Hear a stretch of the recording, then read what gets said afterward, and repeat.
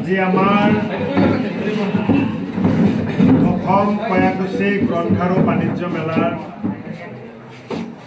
এক অন্যতম কাৰ্যসূচী প্ৰতিভা সন্ধানী পৰীক্ষা, শৈক্ষিক প্ৰতিভা সন্ধানী পৰীক্ষা অসম ভিত্তিক আমি যোৱা 2 বছৰ আগত আৰম্ভ কৰিছিলোঁ আৰু এবাৰ আমাৰ শৈক্ষিক প্ৰতিভা সন্ধান পৰীক্ষা 3য় বছৰৰ কাৰণে আজি আমি আনুষ্ঠানিকভাৱে প্ৰপত্ৰ বিতৰণ কৰিলোঁ। আজি অনুষ্ঠানত উপস্থিত থকা আমাৰ দশম কয়াকুছি গ্ৰন্থ আৰু বাণিজ্য মেলাৰ সন্মানীয় সভাপতি, BSB কলেজৰ অৱসৰপ্ৰাপ্ত ভাৰপ্ৰাপ্ত অধ্যক্ষ মোফাজ্জল হুছেইন ছাৰ ডাঙৰীয়া, কয়াকুছি গ্ৰন্থ আৰু বাণিজ্য মেলাৰ জন্ম লগ্নৰে পৰা জড়িত অহুমাৰ উচ্চতৰ মাধ্যমিক বিদ্যালয়ৰ অৱসৰপ্ৰাপ্ত অধ্যক্ষ, কয়াকুছি গ্ৰন্থ আৰু বাণিজ্য মেলাৰ প্ৰাক্তন সভাপতি আৰু শৈক্ষিক প্ৰতিভা সন্ধান পৰীক্ষা 2025ৰ পৰিচালনা সমিতিৰ সভাপতি আবুল হুছেইন ছাৰ ডাঙৰীয়া, ভৱানীপুৰ আঞ্চলিক মহাবিদ্যালয়ৰ প্ৰাক্তন অধ্যাপক, আমাৰ এই অঞ্চলৰ বিশিষ্ট সমাজকৰ্মী, শিক্ষাবিদ আৰু শৈক্ষিক প্ৰতিভা সন্ধান পৰীক্ষাৰ সন্মানীয় কণ্ট্ৰলাৰ শ্বাহ আলম ছাৰ ডাঙৰীয়া, আমাৰ মাজত উপস্থিত থকা আৰু এজন আমাৰ সন্মানীয় শিক্ষাগুৰু, অৱসৰপ্ৰাপ্ত সন্মানীয় প্ৰধান শিক্ষক আৰু কয়াকুছি গ্ৰন্থ আৰু বাণিজ্য মেলাৰ পৰিচালনা সমিতিৰ সন্মানীয় উপসভাপতি ফৰমুছ আলী ছাৰ ডাঙৰীয়া, আমাৰ মাজত উপস্থিত থকা গ্ৰন্থ আৰু বাণিজ্য মেলাৰ কোষাধ্যক্ষ আইনুল হক ডাঙৰীয়া, আমাৰ মাজত উপস্থিত থকা সন্মানীয় প্ৰতিভা সন্ধান পৰীক্ষাৰ আৰু কয়াকুছি গ্ৰন্থ আৰু বাণিজ্য মেলাৰ 2015 চনৰে পৰা দিনে ৰাতিয়ে কষ্ট কৰি এই অনুষ্ঠানটোক জীয়াই ৰখাত আগবঢ়াই নিয়াত অন্যতম ভূমিকা প্ৰদান কৰা কয়াকুছি মহাবিদ্যালয়ৰ অধ্যাপক খান্দন আলী আহমেদ ডাঙৰীয়া, ইয়াত উপস্থিত থকা উপদেষ্টা আব্দুল আজিজ ডাঙৰীয়া, আমাৰ বিভিন্ন অনুষ্ঠানৰ সন্মানীয় অধ্যক্ষা, আমাৰ বিভিন্ন বিদ্যালয়ৰ প্ৰতিনিধিসকল, ছাত্ৰ ছাত্ৰীসকল, সাংবাদিক বন্ধুসকল, কয়াকুছি গ্ৰন্থ আৰু বাণিজ্য মেলাৰ পৰিচালনা সমিতিৰ সম্পাদক আৰু কৰ্মকৰ্তাসকল। আমি 2015 চনৰ পৰা কয়াকুছি গ্ৰন্থ আৰু বাণিজ্য মেলা আৰম্ভ কৰিছিলোঁ। আমাৰ লক্ষ্য আৰু উদ্দেশ্য এটাই, শৈক্ষিক দিগত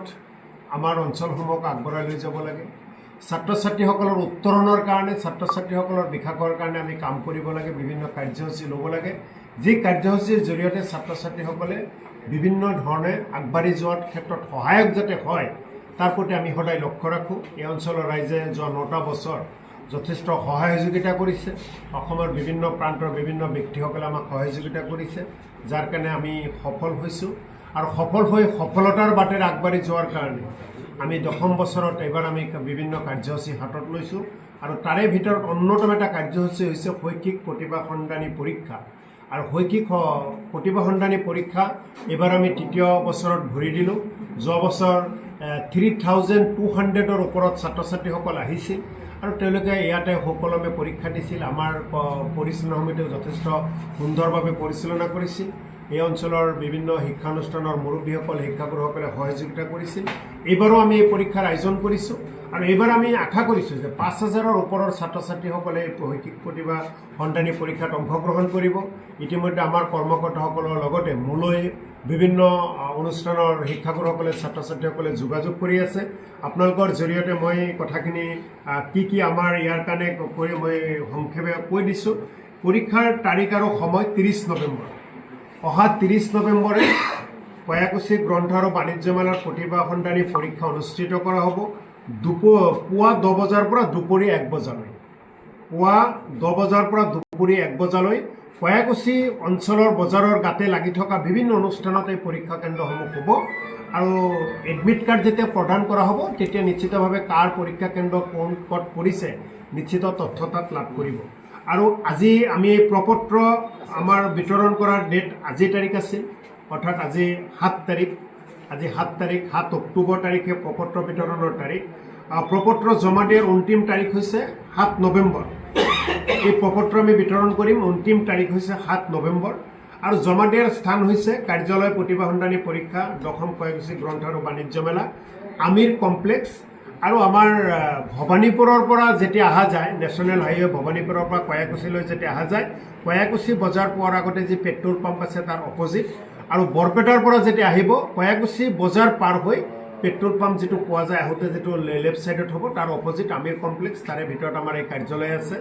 আৰু আমাৰ বিশেষকৈ ভক্তদ্ৰবাৰ পৰা যিসকলে আহিব কয়াকুছি বৰপেটা ৰোডত আহি তেওঁলোকে সোঁফালে আহি যি পেট্ৰল পাম্প আছে তাৰ অপজিট হ'ব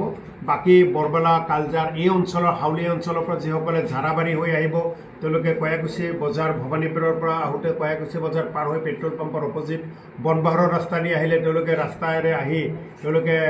বাওঁফালে আহি লগে লগে পেট্ৰল পাম্পৰ অপজিটত আমাৰ এই কাৰ্যালয় আছে আৰু এই প্ৰপত্ৰসমূহ জমা দিয়াৰ আকৌ কৈছোঁ জমা দিয়াৰ অন্তিম দিন 7 নৱেম্বৰ মোৰ অভিজ্ঞতাৰে কৈছোঁ আমাৰ সভাপতি ডাঙৰীয়া আছে যে যেতিয়া অন্তিম তাৰিখ থাকে তাৰ পিছতো বহুতে প্ৰপত্ৰ লৈ আহে কিন্তু যিহেতু 7 তাৰিখ দিয়া গৈছে মই ভাবোঁ 7 তাৰিখে ৰাতি 12 বজাৰ পিছত কোনো প্ৰপত্ৰ গ্ৰহণ কৰা নহয় যোৱাবাৰ আমাৰ কয়াকুছি অঞ্চলৰ এটা অনুষ্ঠানে 8 তাৰিখে প্ৰপত্ৰ লৈ আহিছিল যাক আমি গ্ৰহণ কৰা নাছিলোঁ যাক লৈ বহুতে বেয়া পাইছিল বেয়া পালে উপায় নাই যিটো তাৰিখ 7 নৱেম্বৰ ৰাতি 12টাৰ পিছত কোনো প্ৰপত্ৰ জমা দিয়া নহয় আমাক যিসকল অথৰিটি তেওঁলোকে জনাইছে মই কথাখিনি ঘোষণা কৰিছোঁ এডমিট কাৰ্ড আমি 7 নৱেম্বৰ লাষ্ট জমা ল'ম এডমিট কাৰ্ড প্ৰদান কৰাৰ তাৰিখ হৈছে 10 নৱেম্বৰৰ পৰা 20 নৱেম্বৰলৈ অৰ্থাৎ কয়াকুছিৰ প্ৰতিভা সন্ধানী গ্ৰন্থমেলাৰ প্ৰতিভা সন্ধানী পৰীক্ষাৰ এডমিট কাৰ্ড বিতৰণ হ'ব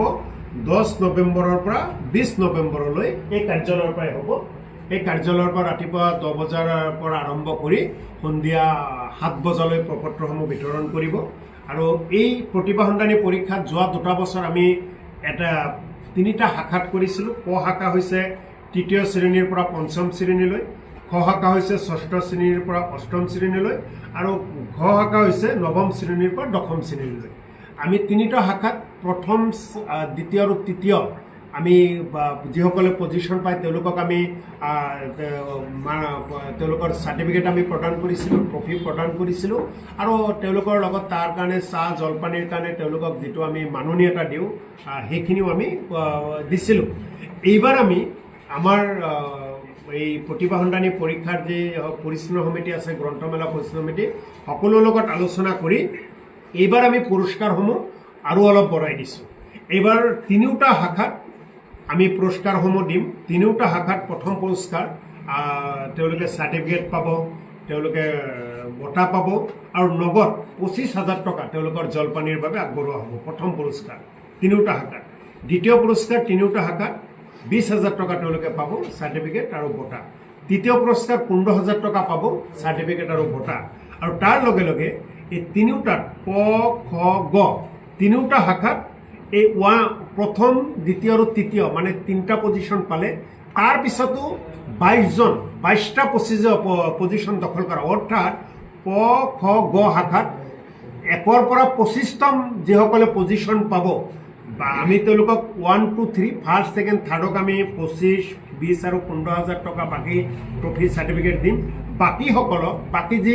22জনকৈ থাকিব প্ৰতিটো শাখাত তেওঁলোকক আমি ট্ৰফি চাৰ্টিফিকেট আৰু 5,000কৈ টকা তেওঁলোকক আমি জলপানীৰ নামত দিম গতিকে এয়া আমাৰ এটা বৃহৎ লক্ষ্য বৃহৎ আয়োজন সকলোৰ পৰা সহযোগিতা বিচাৰিছোঁ শিক্ষাগুৰুসকলৰ পৰা সাদৰ অভিভাৱক অভিভাৱিকসকলৰ পৰা ছাত্ৰ ছাত্ৰীসকলৰ পৰা আৰু মোৰ বিশ্বাস যে আমাৰ যি কমিটি ইয়াত হৈছে প্ৰতিভা সন্ধানী পৰীক্ষা ছাৰসকলে ইতিমধ্যে নিজৰ জীৱনৰ বহু বছৰ এই শিক্ষাৰ লগত জড়িত হৈছে পৰীক্ষাৰ লগত জড়িত হৈছে গুৱাহাটী ইউনিভাৰ্চিটি ভট্টদেৱ ইউনিভাৰ্চিটিৰ লগত জড়িত থকা সকলো ব্যক্তি গতিকে যোৱাবাৰো আমাৰ কোনো ধৰণৰ ক্ষতি হোৱা নাছিল এইবাৰো ক্ষতি কৰিব উন্নত মানদণ্ডৰ প্ৰশ্নকাকত থাকিব ছাত্ৰ ছাত্ৰীসকলে বহি তেওঁলোকৰ পৰৱৰ্তী বিভিন্ন পৰীক্ষাত যাতে তেওঁলোকে বহি কোনো ধৰণৰ তেওঁলোকে অসুবিধা নাপায় তাৰ কাৰণে ইয়াৰ পৰা এই পৰীক্ষাত বহিলে যথেষ্ট সহায়ক হ'ব মই সকলো ছাত্ৰ ছাত্ৰীসকলক আগতীয়াকৈ যিসকলে প্ৰতিভা সন্ধান পৰীক্ষাত বহিব শুভেচ্ছা জনাইছোঁ আৰু যিসকল আমাৰ ছাৰসকলে ইয়াতে এই কমিটিৰ দায়িত্ব লৈছে যথেষ্ট কষ্টৰ কাম ছাৰসকলৰ প্ৰতি কৃতজ্ঞতা প্ৰকাশ কৰিছোঁ আৰু আমাৰ কয়াকুছি গ্ৰন্থ আৰু বাণিজ্য মেলাৰ মূল কমিটিয়ে আৰু এই অঞ্চলৰ ৰাইজে প্ৰতিটো মুহূৰ্তত এই শৈক্ষিক প্ৰতিভা সন্ধান পৰীক্ষাৰ পৰিচালনা সমিতিক সহযোগিতা আগবঢ়াব আৰু আশা কৰিছোঁ এইবাৰো আমি সুন্দৰভাৱে কৰিব পাৰিম